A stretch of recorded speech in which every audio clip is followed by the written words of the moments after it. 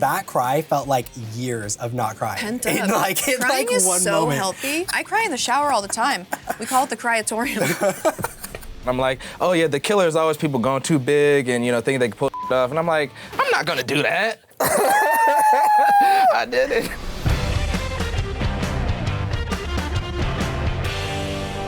Hi, I'm Ryan Ashley, and this is No More Ink, the ultimate deep dive into Ink Master and its contestants, who also happen to be some of the best tattooers in our industry. Joining me right now is one of the first artists to leave this season, Joelle Mejia. What up, Joelle? Hello, Ryan. Hi. So we have much to talk about. Yeah, we do. Yeah, we do. Yeah?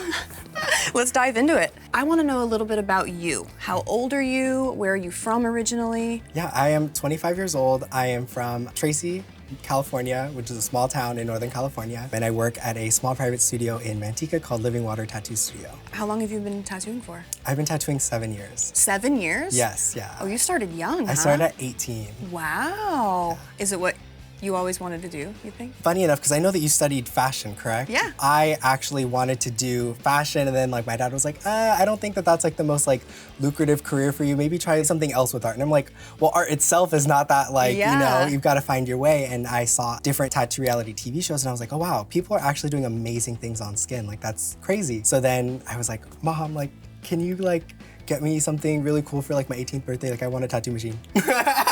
That's how you got your first tattoo machine? Yeah, my mom. Your mom? Yeah, my parents are very supportive of my art, so amazing. I'm very lucky. I love that. I think you were the youngest contestant on the entire season, right? I was. You basically grew up watching tattoo television. Pretty much. Right? Tattoo reality, Pretty much. Do you think that sort of launched your interest into that realm? I just have such a love for reality TV, in terms of competition shows, because I'm just I could totally do that. Or I could, everybody thinks that, right? It's just oh, that would be very challenging. And I just always loved the way that this show in particular would kind of put a bunch of talented people in these uncomfortable situations and have to just fight on their artistic instincts. So I was like, oh, I would love to be a part of that. In growing up, watching Ink Master and all of that, you said that it influenced your career and your the trajectory of you as an artist. Were there things that you learned watching Ink Master? Oh my gosh, yes. I learned a lot in terms of what a good solid tattoo is, right? And that was based off of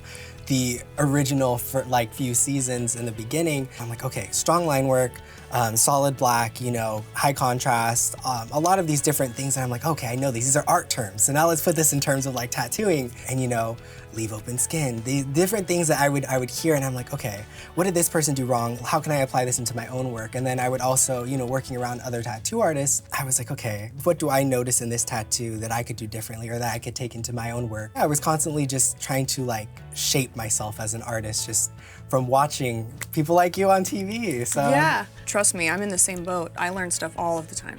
Even as a judge now, which is still crazy to me, I learn a lot, not only from, the other judges and their critiques and everything, I learn a lot from all of you guys. So 25, you've been tattooing for 7 years. You are super young, queer and Latino. Yes, I am. So how do you think all of those attributes have influenced your career in the tattoo world?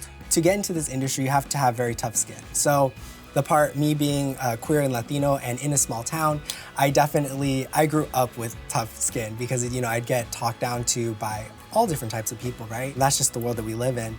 And to get into this industry especially, it's oh, you've got to put your big boy pants on because it's no one's gonna just feed you things, no one's gonna give you things, you've got to work hard. Prior to, I would try and look up as much research as I could about different queer artists, especially tattoo artists, and there's definitely history there, but there's not as much prominent history as people Sailor Jerry or other monumental tattoo artists. There's a bunch of queer history that just hasn't been written. I hope that I am someone that definitely has a contribution to making that forward lead. The world of tattooing, especially, prior to the last probably 15 years, it's a rough world. Yeah. So do you think you have a different perspective of the tattoo industry because you have such thick skin? I grew up around people who, shoot the right? In tattoo shops, it's you've got to learn how to give a joke and take a joke. Yeah. Because if you could say it, you got to be able to take it. And I kind of live for that. The tattoo industry is definitely it's finding those people and just finding your community within the community. I love being around creative people, and I think that toughness aside, I think that like art is what speaks louder, and I think that that's what's important. Have you always been supported in shops you've worked at? Towards the beginning, it was more like, ooh, it was more of like a rocky road at the beginning. But once I actually like got my mentor, Chris, he was very, very, very supportive, because I remember his wife had told me, because I had worked there for a good like 6 months or so, and I was very not gonna say anything about my sexuality, because that's not like, who the hell cares, right? And she pulled me aside, because like all the guys would always tease me or ask me like, you know, like, oh, do you got a girlfriend, whatever? And I'm just like, it's none of your business. And then the wife pulled me aside and was like, are you gay? I was like, yeah. She's like, all right, I knew it. Cool. Yeah, let's move forward. You know what I mean? So it's like, it's cool, and I'm lucky that I've had people just see me for me and see me as an artist, because I think that's what's the most important thing, like all things aside, is it's like at the end of the day, it shouldn't be about that. It should be about like my character, who I am as a person, and the art that I create. It's important that there's diversity amongst the type of people that are tattooing, right?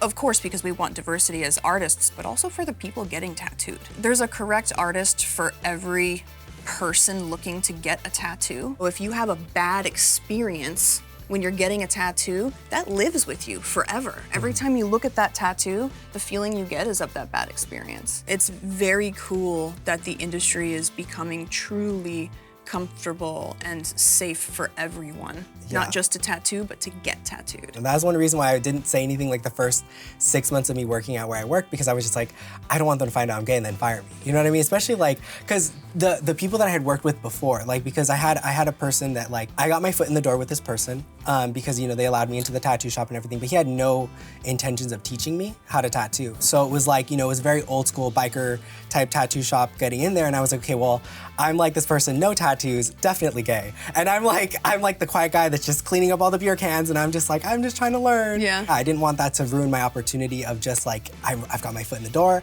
I've got to make the most of it, learn what I can, and then get out. The fact that you felt nervous you would be fired because of your sexuality, that's crazy. It really is. Looking back at it, I'm just like, oh wow.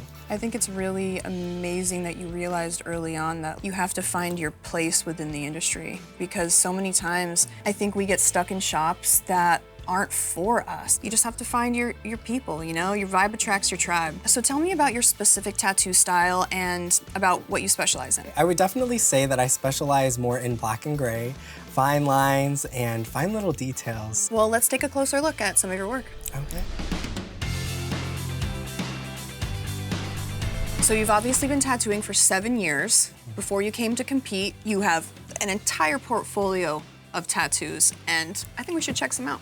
I think so too. Cool. You like doing space stuff? I like the opportunity to do anything creative, honestly. Like anything outside of black and gray, like I will always take. I do enjoy being a versatile artist, and I don't get the chance to do color as much. Like especially getting into tattooing, like prior to, all my illustrations are in color. Yeah. So it's like to come in and then like to specialize more in black and gray is like, okay. When I paint or do art, it's always in crazy psychedelic bright colors, and then when I tattoo, I'm like, oh, hell no, it has to be black and gray. That part, to get that amount of detail and everything, I'm just like, my brain does not function in color like that. Yeah, I mean, you got a lot of detail in this. Thank you. Very cool. This is adorable. Thank you. I love all the little like neon hearts. Like, yeah, little I wanted to neon. give like the mall picture type vibe. Like that, to me, this is more like where I'm trying to like pivot in terms of the style of which I tattoo, because I think that in this industry, there's so many people doing, like, you know, you're a black and gray person, you're a color person, but it's like, how do you stand out in that? I love fine line, especially fine line black and gray, Chicano illustrations. Some of my favorite illustrators are like people like Mr. Cartoon or like other like Chicano artists. I was doing all sorts of different styles, and this is what I did for fine line black and gray. I mean, everything from like how clean and crispy all the details are on the bandana to that chain. People underestimate how hard it is to do chain. It's hard. And you do nothing but like chains, jewels, and yeah, like, it's hard. It's really, really cool. I love that. It definitely reminds me of like Southern California, Chicano inspired, super soft black and gray. Thank you. Is this something that you love doing, like super large scale pieces as well? I love doing large scale pieces. When it comes to just the way that I like to look at tattoos, I always like to visually see them from a distance and understand like, wow, that's a very striking piece of art. And then you look in like closer up and it's like, oh, there's a lot of detail on it. That's something I've come to learn in the studio that I work at, because a lot of them do larger scale black and gray work. I've gotten the chance to also kind of explore that realm, and I love large scale projects. The more room I have, the more time I have, I'm so here for it. If only every tattoo could have an unlimited time frame. That part. People always ask me like, how long is this gonna take? And I'm always like, you know, you can paint a wall with a roller or you can paint a wall with a lead pencil. What's gonna take longer? The lead pencil, you can get more detail, but the roller, you can just slap that on. And so like the bigger a tattoo is, it doesn't mean it's gonna take longer necessarily. Yeah. You know, a tattoo this big could take just as much time. It just depends on all that. Oh yeah, detail. And this was my first ever like back piece. Your first one? Yeah, this is my first back piece. So it was my first back piece and it was 4 sessions. 4? Yeah, it was only 4. That's pretty good. Yeah, how long are your sessions? I think we did like 6-hour sessions. 6 hours. Yeah. Really, really nice. Yeah. Is that your little signature on the hoop earring? The sparkle? I just love a sparkle. I love a little twinkle, sparkle. you know what I mean? Somebody told me once that sparkly stuff attracts fairy energy. Oh my gosh, yeah. I feel energy. like, yeah, I love I'm the little Chicano fairy. So let's now talk about this week's episode and what went down. Yes, let's. You will have 6 hours to tattoo any style and any subject matter. All right. Start designing Right now? and good luck. Free reign. Yes. A blessing and a curse, is it not? Oh, it definitely is. That elimination was tough. Oh, yeah, it was tough. Please reveal the lowest ranked tattoo. That artist will be eliminated.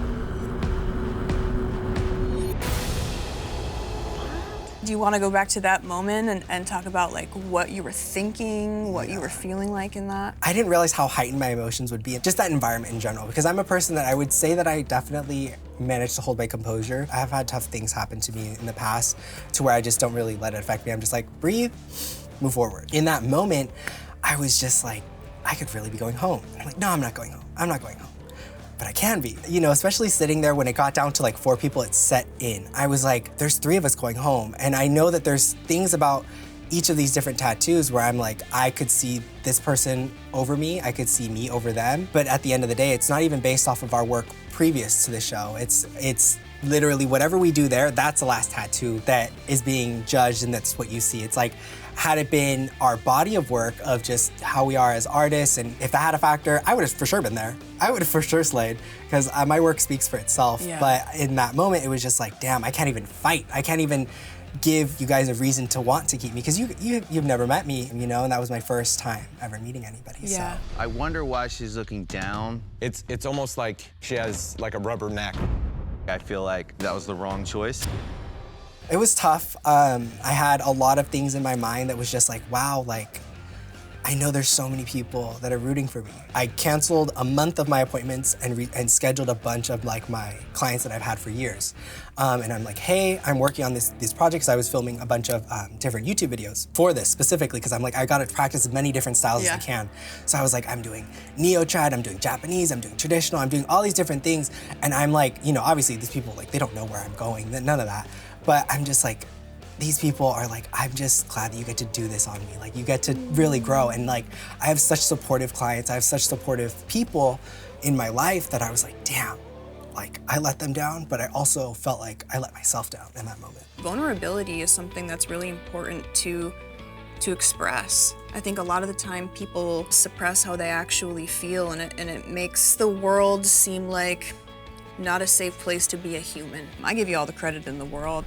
Joelle, you do not have what it takes to be Ink Master. Okay, baby. I just feel so disappointed in myself. Before going on the show, I could not tell you the last time I cried, genuinely. So it's like, it felt like that cry felt like years of not crying. Pent up. Crying is one so moment. healthy. Crying is so healthy. I cry in the shower all the time. We call it the cryatorium. I mean, after that, I was definitely like, I was cracking jokes afterwards. Like, you know what I mean? Like, in that moment, I was kind of hearing what you guys were saying, because like, I know that you guys were saying, but I was crying so loud that I was like, Joel, pick your head up. You're a solid artist. I was like, I don't know what you're saying, but like, okay. I just wanted to be there so badly. I would hope that it at least comes across that I really wanted to be there longer because I wanted to play the game. So you may have thought you were done with all of these challenges, but we actually have one more for you. Oh, okay. Yeah, we call it the Smash Challenge. Oh, okay. I mean, I don't know what I'm smashing, but hopefully I smash it right. The whole concept of this game is we're gonna show you some tattoo photos, and you have to try to guess the different styles that are mashed up together to create this tattoo. Okay, yeah. No, I know this one. I love this tattoo. I love the tattoo. I love the artist. I love the season. Okay, I love this tattoo so much that Angel came to guest spot with us a few months ago, and I made her do a little UFO on me because I loved this UFO so much from this tattoo. Yes. Do you remember what the mashup was? I remember it was Black and Gray Realism and New School. Woo! Yes. And it crushed. It's so good. It's definitely one of the top tattoos that's been done on the show. Yeah, no, I agree. All right, so I definitely see like neo-traditional in there / traditional because of the amount of black and like the bolder line weight. And then I would say more like illustrative black and gray. You think like illustrative neo mashup? Yeah, I would Illustrative say neo? yeah, a mashup between like more neo-traditional and like more like black and gray realistic elements. To me, it just looks neo-traditional. Yeah, I could see that. I mean, the face is a little bit softer because I feel like with more neo-trad, they have like more like defined where like the highlights are or like the tones. I mean, technically it could be just illustrative too, right? You ready to know what it actually was? Please. Portrait realism and graphic. Lies. All right, what is this one? What's getting me with like the last one, right, is that they say that like this would be considered like potentially portrait realism. I don't consider this like very black and gray realism. I'm sure that's what the ask was like a mix between like color space like and like realism or like geometry. I don't know. Do you want a hint? Yeah. Look at the Saturn. Is that supposed to be like dot work?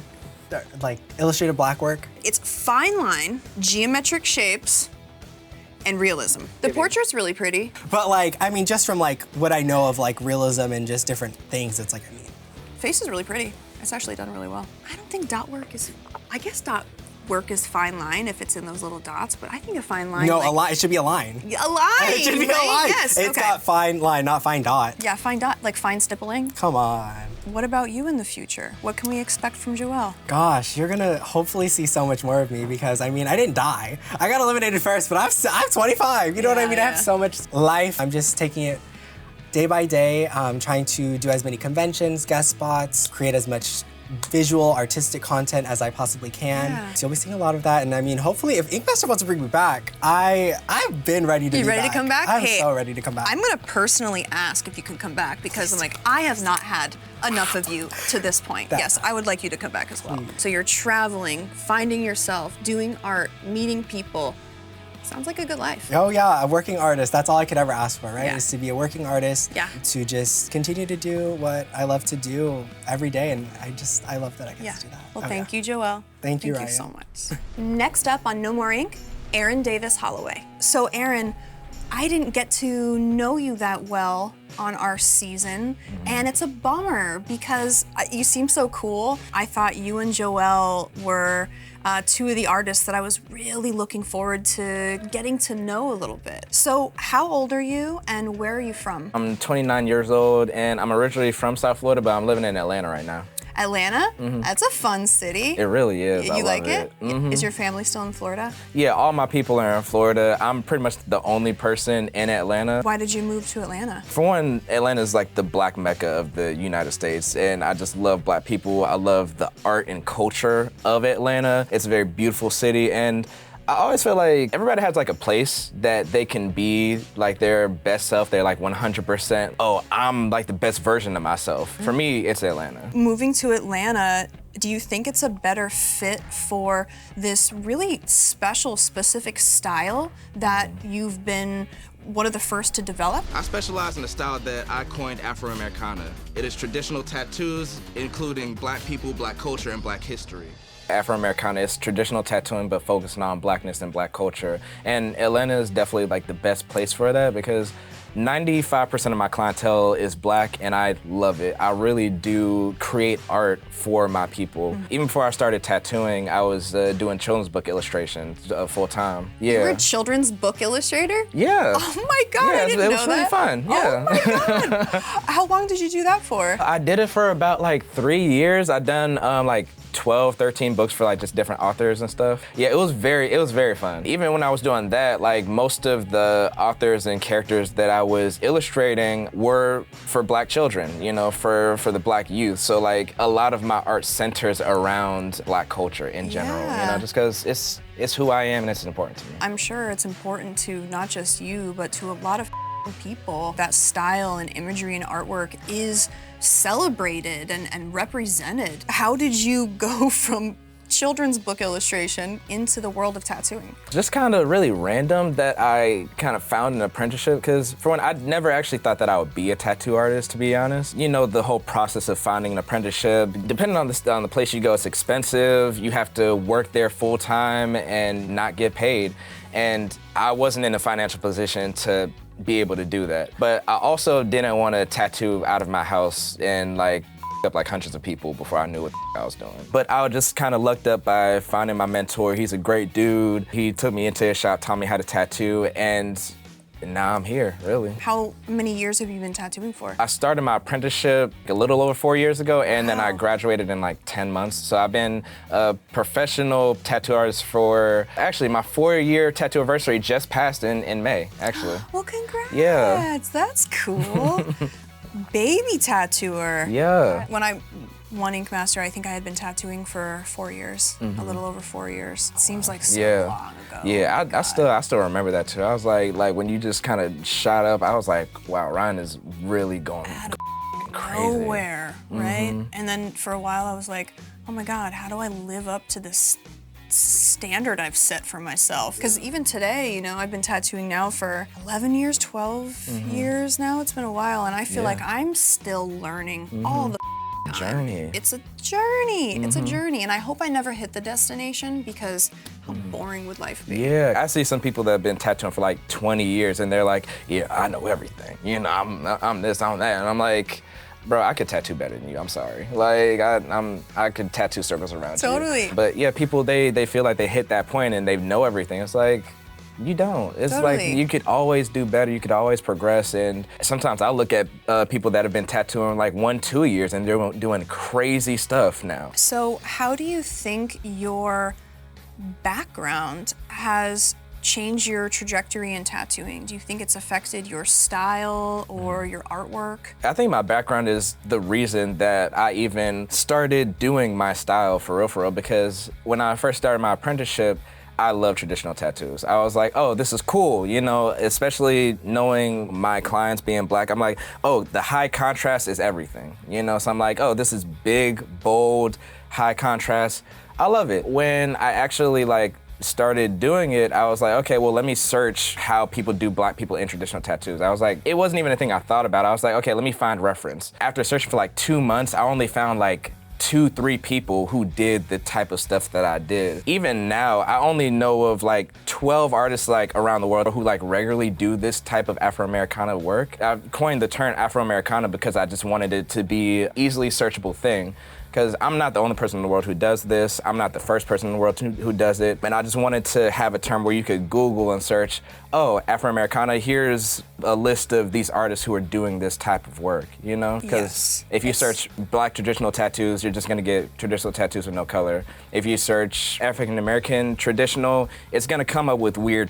It's not gonna come up with what you're looking for, you know? So I created that term just to have a way for Black people to find it and have artwork that they resonate with. People want imagery and characters and art that they feel an intimate connection to. I think it's awesome that you figured out a need that had to be met and you're meeting it. I didn't do this on purpose. Like I said, I just like traditional tattoos and I just wanted to draw my people. It's such a accidental thing that it was a natural process, but it's just almost a shame that it hasn't been normalized on a grander scale before this. It's really just wild, you know? It is. So I'm just glad that I could just, I don't know, just push this movement to have that diversity, because so many people, they'll inbox me saying like, I didn't even like traditional tattoos. I didn't know I liked traditional at all because the imagery wasn't pulling to me. It didn't resonate with me. It. And then, yeah, people saw my work, saw people who did stuff like me and were like, wow, this is dope. Like, I need this now. They're like, I'm gonna fly out from Seattle, I'm gonna fly out from Chicago. One dude came from Japan. It's like, people resonate with it and it's so important. Aaron, on the topic of diversity, I understand you're pansexual, polyamorous. Yes. Do you think that has anything to do with your artwork, your tattooing? Definitely. I mean, for one, just I feel like half of my flash has a natural queerness to it. It just like resonates with a lot of like Black queer people just in general. I also understand just how unsafe a lot of tattoo shops can be for like a lot of people. A lot of people who just don't feel represented, you know, feel disrespected by people not saying their proper pronouns. I try to, you know, be as conscious, safe as possible around my clients and be very intentional with being like, hey, I see you. I see who you are. Yeah. I'm a very open-minded person, non-traditional person in general. I think that I take that non-traditional approach in pretty much all aspects of my life. I'm fully myself. I just think that it's just a natural part of who I am, and I think it reflects in the work itself too, you know? Absolutely. So we didn't get to see very many tattoos from you, which is a bummer. You want to look at some now? Yeah, absolutely. Let's look at some of your tattoos from your portfolio. All right, cool. So cute. Aaron, it's so cute. I love it. I love it. I just love pinups. That's like, to be honest, it's one of my favorite things to do. Pinups too. I really love it. I love them too. It's always just fun, and honestly, I know a lot of like people who identify as witches. I just love the kind of like dark, witchy, magical energy. I'm a very earthy person, so I feel like it just resonates with me, and I just love this. And I also just love doing color as well, because a lot of people, there's the whole stereotype of like Black people can't get color and all that, and it's like, I've done so many tattoos on so many Black people. I feel like I've tattooed more Black people than some people have tattooed Black people in their whole career, in just like 3-4 years, you know? I just like to show people like, hey, like, let's not limit ourselves, you know? Absolutely, I agree. This is adorable. Super clean, super fun. I love it. Cool. Is it a Pisces? Every sign loves to get their, you know, their sign tattooed on them. Why is that? It's true. It's just something like I have a line on my chest. I'm a Leo. You know what I mean? You're a Leo? Yeah. I see. Leos are like, oh, look at my mane. You know, and I got a lot of hair too. Like I have so much, you know. And I also have the typical boy tattoo of like the lion with the crown on his head, and just, you know. Typical boy tattoo? Yeah. I love astrological tattoos. Yeah, and people ask me, they see this and they ask me to like recreate it, do a different version of it like all the time. Pretty much somebody hits me up about this every like 2 months. Whoa. Oh yeah, this was fun. I don't do many back pieces, like mainly because people don't come back for them. Like I done started like 4 line work tattoos of like back pieces, and they're just like, it don't have to be finished. It's cool. You're like, no, I like it as is. Yeah. You're like, okay. And I'm like, I'm a light-handed artist. Like, I actually did a poll one day. I was like, hey, do y'all think I'm light-handed or heavy-handed? And like 78% of people was like, oh, you're one of the most light-handed people I've ever been to. So like, I know it's not because I'm putting them in too much pain. They're just... Well, it's also on their back, so they probably can't see it and they forget about it. Yeah, right? like, I have a tattoo on my back. I've never seen it with my own eyes. I can't like take off my head and just look at my back, you know? So half the time I forget that it's even there. Yeah. You know? I love this piece. It was just fun. It fits really nice. So Aaron, coming into this competition, you came in with a lot of confidence, right? You came in kind of swinging. I nailed mine, trust me. You did a 4-hour line work tattoo. Like, is that really ink master worthy? And it's a fire-ass line work tattoo. Did you nail yours, though? Was that the true self, or were you a little bit nervous on the inside? I mean, there's natural nervousness, but overall, I'm a very confident person. Like, there's a lot of things I'm insecure about. So many things I'm insecure about. To be honest, art is not really one of them. I know I may or may not be the best artist in the world, but I know what I bring to the table. You know, I'm very objective about that. I know that I'm here for a reason, you know, like I'm here because I am talented, I am a great artist. I came in just like, okay, I'm gonna do my best, and that's what I came in to do. Let's talk about your tiger tattoo.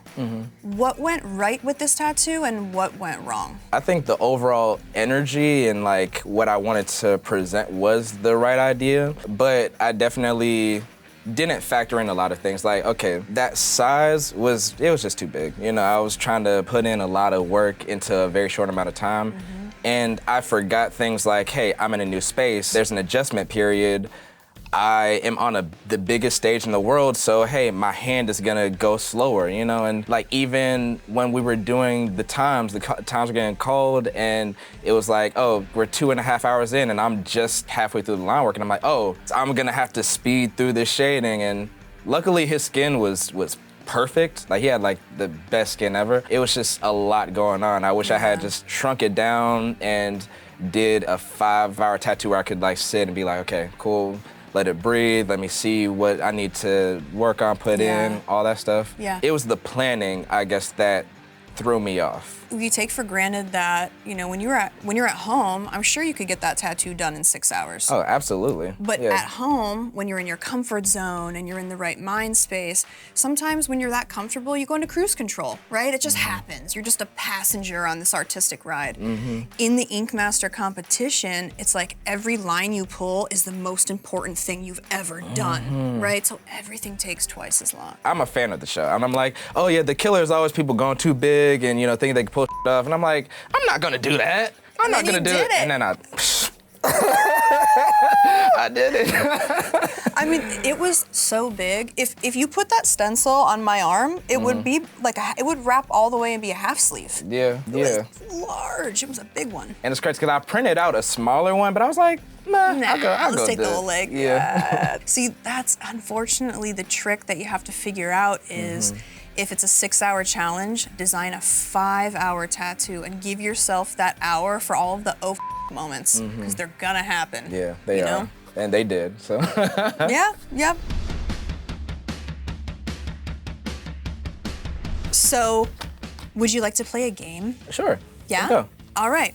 We're gonna play a game called the Sketch It Challenge. Okay, cool. I know you thought you were done with challenges, but we have just one more. All right, let's go. So you are going to get a secret word that I cannot know. And you're going to sketch it on the iPad, and I'm gonna try to guess. Perfect. Cool? Yeah, let's go.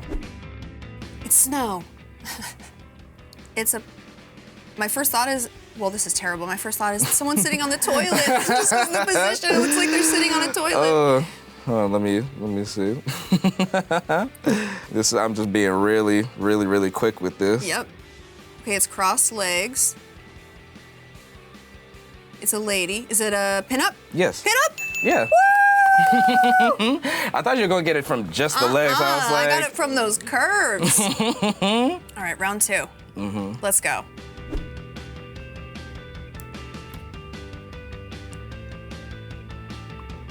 No, not that one. Is the infinity symbol in it? Yeah, the infinity symbol is definitely under it. Is it a cover-up? Yes. What about you? What can we see or expect from Aaron in the future? Just me being my best self, you know what I mean? Like, I think I have a dope personality, so I definitely want to show people more of who I am as a person, continuing doing great art, pushing Afro-Americana, pushing other artists who also do Afro-Americana, because it's not just me. We're a community. Absolutely. I just want to see everybody win. That's just the type of person that I am. I'm only who I am today because of the people who are around me who supported me as a human being. I feel the same way. You know how they say it takes a village, right? You are who you are, I am who I am because of all of our experiences, and our experiences are those with other people, right? It's always a lesson.